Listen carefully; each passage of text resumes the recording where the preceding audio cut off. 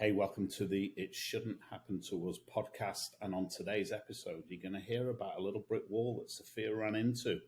She ran into that danger sign when a prospect says, hey, send me some information. And you'll also hear about some of the cool things going on in Sofia's team that she's recruiting and building at the moment. So, hey, stick around, like and subscribe, and enjoy today's pod. Straight from Miami, this is It Shouldn't Happen to Us. After 30 plus years of selling and training sales teams, we still screw it up sometimes. And this is where we tell you all about it, because it shouldn't happen to us. Hey, Sofia, how are you today? How am I today?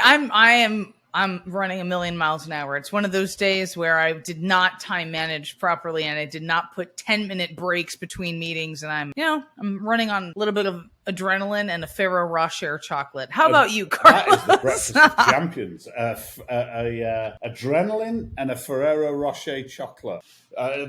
Rocher. Just like Mr. Ambassador. Was that just an advert in the UK, or did you have that advert in the US too? Mr. Ambassador, he had the plate with the Ferrero Rocher on. No, was that here as well, or was that just in the UK? It might have been. It might have been here, but I don't recognize it. But it sounds elegant and regal and very French. So I know that you've been dashing around like your tail was on fire doing sales leadership tasks galore. You had a role play session with your team this afternoon. You've been recruiting and onboarding. What's the energy of the team like? Is it strong, collegiate? It's strong. Everyone's excited. Everyone's wrapping their arms around the tools. And I feel like the team kind of has a cool camaraderie. Like it's really feeling like a power pod and everyone's bouncing off good energy. It's so good when that happens, right?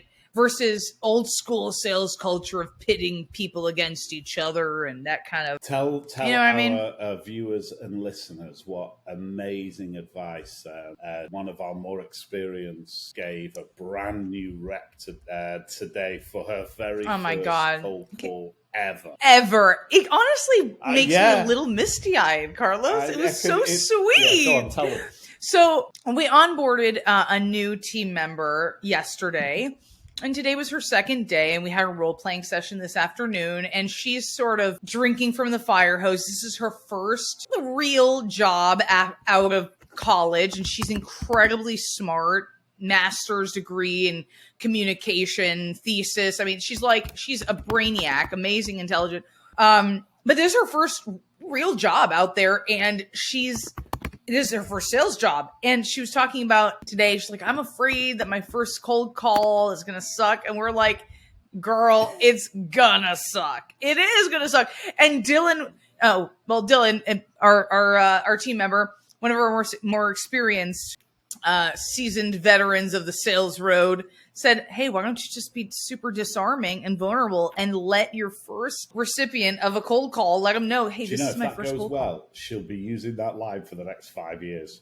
This is my first call. I mean, if you do that, I'm uncomfortable. The okay, not okay. If you deliver that, this is making me very nervous. I am very uncomfortable. Energy. If you bring that energy, that vulnerability, it's super powerful. Right? Mm-hmm. Super powerful for bringing down those defensive walls from a prospect. This is very uncomfortable. I'm very nervous. They'll rescue the hell out of her. It'll be if she learns how to use that energy well. It'll be worth $1 million for her, that energy, that vulnerability.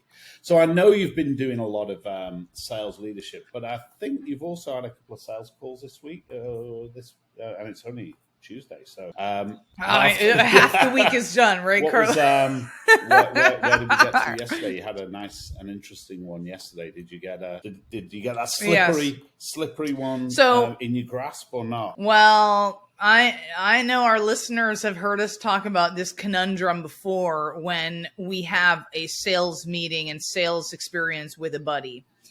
And this was the second meeting with a sales buddy, not a sales buddy, a networking. I'm part of a leadership group, and he's a buddy in my leadership group that we meet every month. And he happens to be one of the members that I love the most. He's the we gel very well. He's the sales and leader there. He's a CEO. He's like a CEO No, or CFO. CFO. I thought he was sales lead. And hey, that's a real company. You know, that's like I'm going to guess it's a 9-figure revenue company. It's like $100 million. I may be a little overcooking that, but probably not by much. I think that's a big company. Which doesn't help that it would be a sweet deal. So now I got two things going against me, which is he's a buddy and damn, I would really like that client. Well, you can't so want it.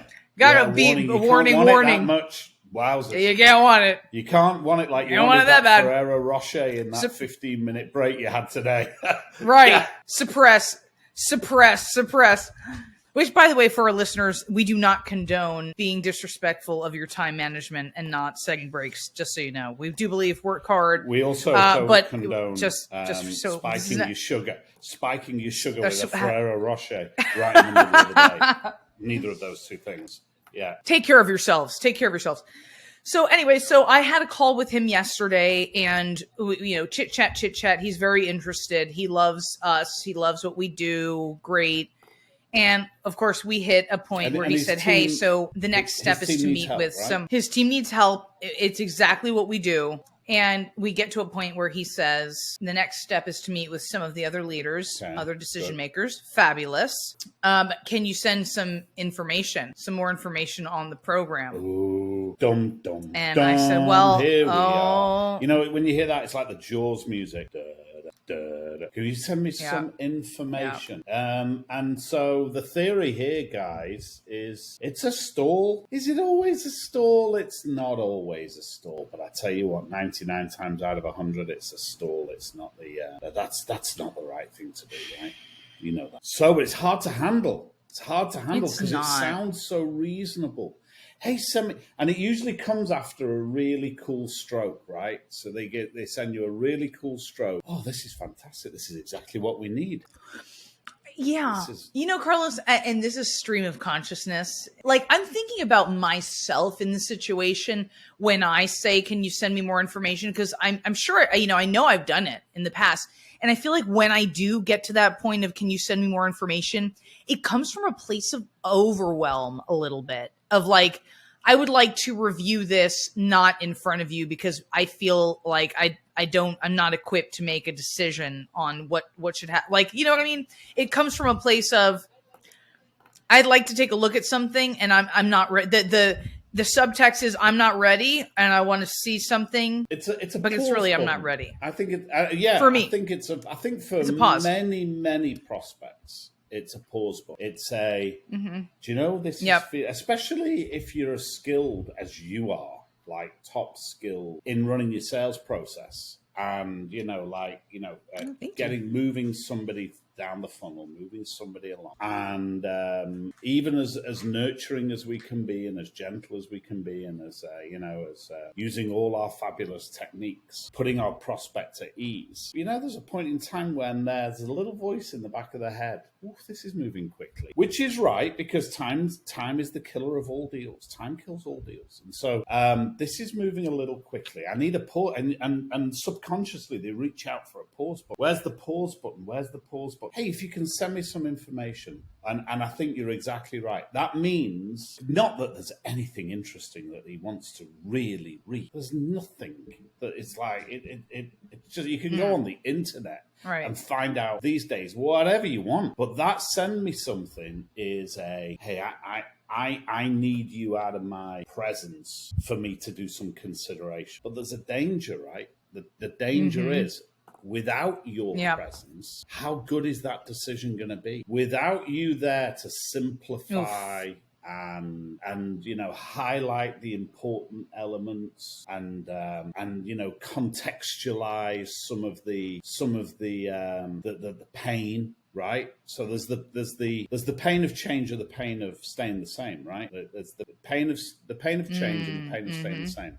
Pain of staying the same is all that missed opportunity for him and his team and the missed growth opportunities and we know that. But there's a pain of change. Pain of change is establishing new habits, big investment of energy and time, and there's a financial investment, right? we're very expensive to work with rock star sort of sales consultants like us. So there's a pain of change, pain of staying the same. Leave him to his own with his little, sell sheet on whatever program you're going to send him, and can't contextualize the pain of change. It's gonna, you need that, and that's the danger of the sending information. That's the danger. And Totally. for anybody who's watching or listening, and they lead a team of others, there's then another danger, because the salesmen, if they're not many, have got that experience set that Sophia's got, where she hears, so that was great, send me information. Sophia hears the Jaws music, like danger, danger. Most salespeople hear that was great, send me information, and they think,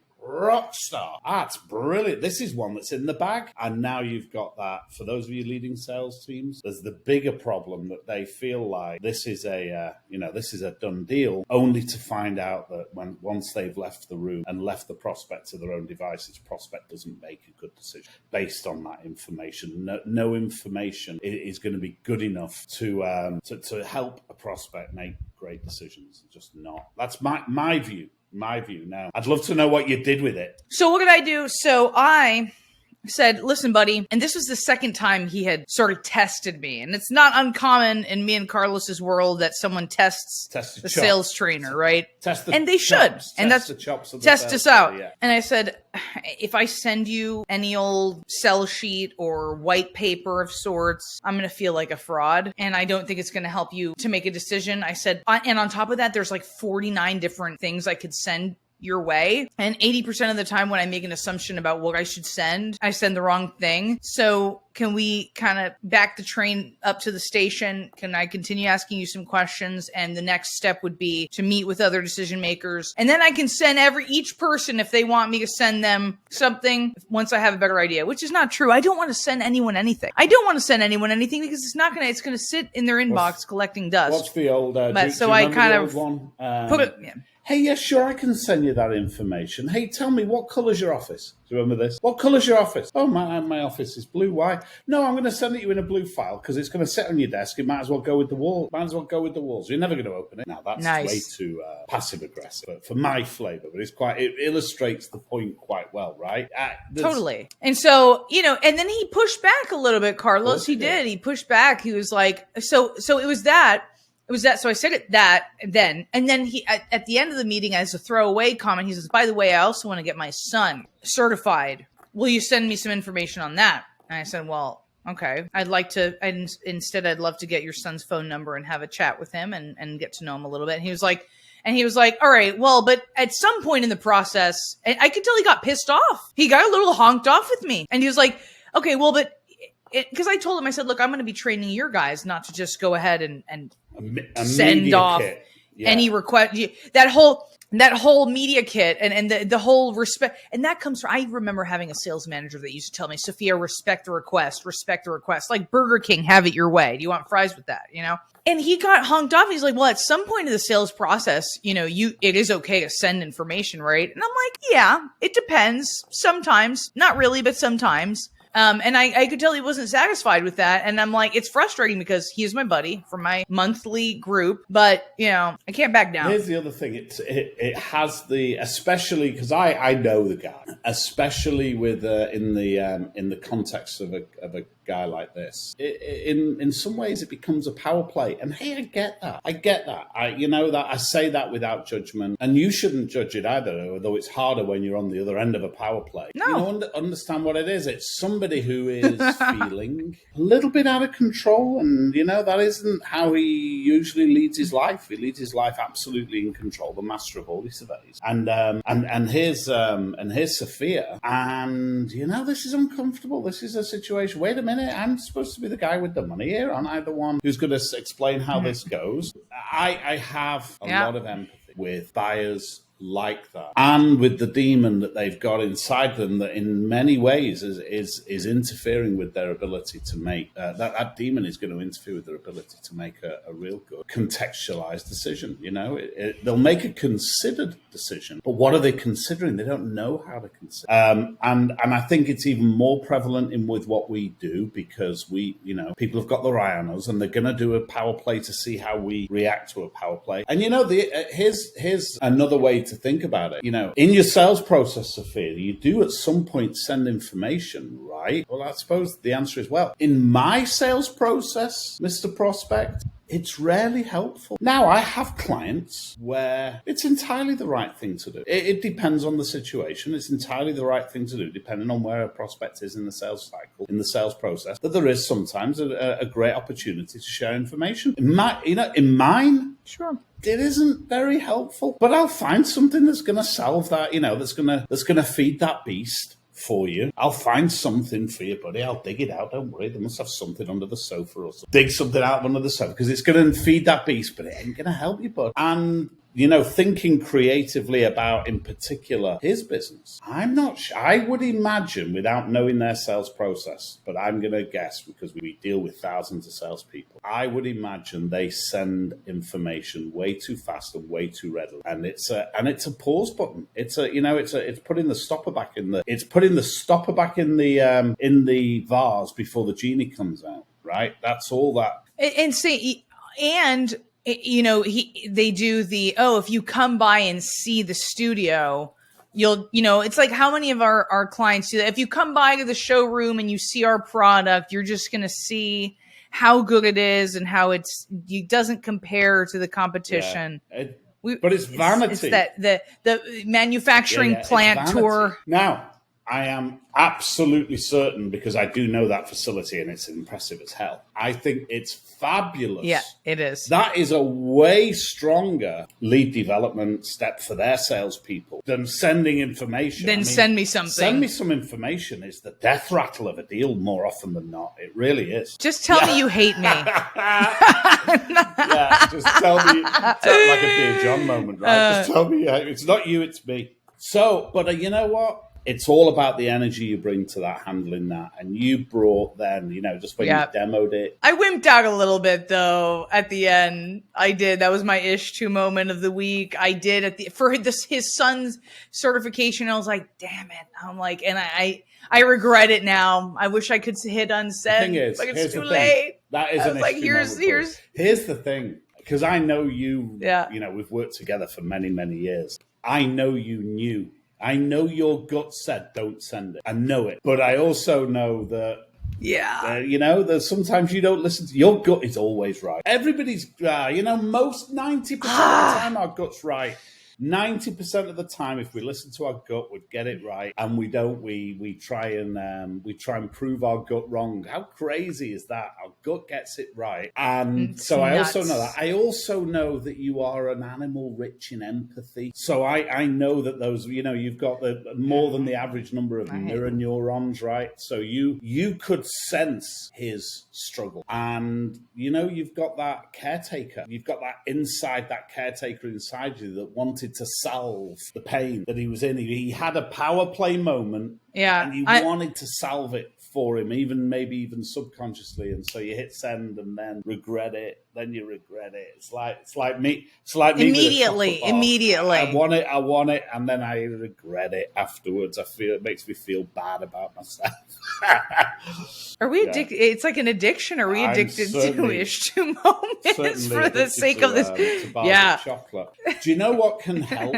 So, and this is something I want to talk about in the next pod. So in the next pod, I want to talk about the power, and it was such a great ISHTU moment for me. It shouldn't happen to us moment for me this week, or was it last week? Last week, I'll tell the story fully, but it was a great. I had a wonderful experience with pre-call planning last week. A great reminder, and my ISHTU is, for crying out loud, I should know better than that. Every call should have a pre-call plan, and I get sometimes a little arrogant, and I'm moving too fast, and all the demons that happens to all. But as part of that pre-call plan, identifying what are the outcomes here. Because I know that in your pre-call plan, I'm going to ask you a tricky question in a sec, but I know in your pre-call plan, it didn't have on there in outcomes, goals for the interaction, it didn't have send information. That wasn't in there as the outcome. No, that was not part of the plan. Question, because I know how hard you're working at the moment. I know what it's like to be onboarding those salespeople. I know that you're also running your own pipeline and all that good stuff. Did you pre-call that?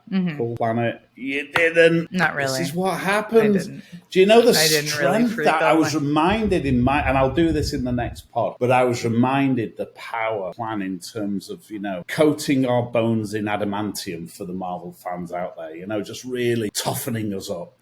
And you know why I didn't is because he sort of came to me like, hey, I want to talk to you about something. I have an idea to throw around.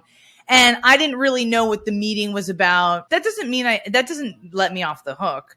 So I was like, oh, well, let me see what the guy wants. And then we can figure it out from there, and then the second meeting came around. I still didn't feel like I understood what he wanted. And so it shouldn't happen to me. To us, but I tell you what, it always seems to, hey, I tell you what I heard. Now, for those of you who got value out of today, do you know the time and effort that Sofia and I put into bringing this to you? I think it's got to be worth a little click on the like and subscribe buttons, right? And if you're listening to this on a podcast, I don't even know how that tech works, find yourself on YouTube, hit like, hit subscribe. And I'm telling you, if you're feeling better about yourself right now because you have a pre-call plan in your iPad, notebook, or computer ready, teed up for a meeting you have tomorrow or today, and we've made you feel better about yourself, like and subscribe. Give us a great review. Let the algorithm work for us, because then we'll be able to bring you even more magic. But I tell you what you've heard. You've heard that send me information. It's a pause button, power play, and it isn't serving you, or more importantly, isn't serving the prospect. And I hope we've given you a couple of ideas about what to do with that. There's a right time to send information.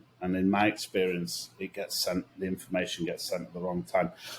Hey, great to see everybody. Great to see you, Sofia. And it's goodbye from Sofia. Hey. And goodbye from Carlos. Thanks, guys.